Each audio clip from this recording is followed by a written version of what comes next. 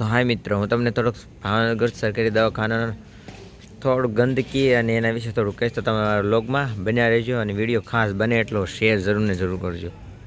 આ છે પ્રસૂતિ ગૃહ. અહીંયા છે ને ઝાઝા પૈકી પાણી હોય જ નહીં.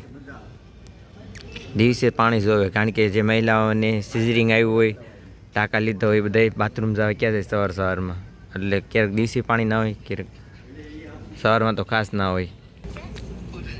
થોડોક નજારો તમને અહીંનો પાણીનો બતાવું. એકદમ ગંદકી છે અહીંયા. હું અહીં સરકારી દવાખાનામાં 4 દિવસ થશું, ક્યાંય ચોખ્ખાઈ નથી. જો અહીં એટલું ગંદુ પાણી પીર્યું છે ને, ક્યાંય ચોખ્ખાઈ નથી. થોડોક બાથરૂમનો નજારો બતાવો, પણ બાથરૂમ બતાવાયા નથી. એકદમ ગંદા છે. 4 દિવસ થા હાવ ગંદા, એટલે અંદર એમ થાય કે જાવું પણ નથી. મહિલાઓનો અહીં એક જ પ્રશ્ન છે, આમાં નકરા મચ્છર કરડ્યા કરે. આ ફરતે ફરતે એટલી ગંદકી છે, મચ્છર ન કરડે તો શું થાય? તો પ્લીઝ મારો વિડીયો ઝાઝો બને એમ શેર કરજો, કદાચ આનો નિકાલ થાય.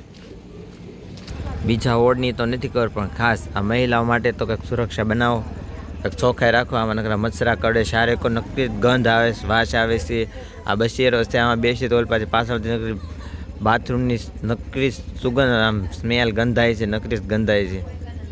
અને આની આજુબાજુ સારે ગટરની જ નકરી વાસ આવે. ગટર એકદમ બેકાર ફોરે છે.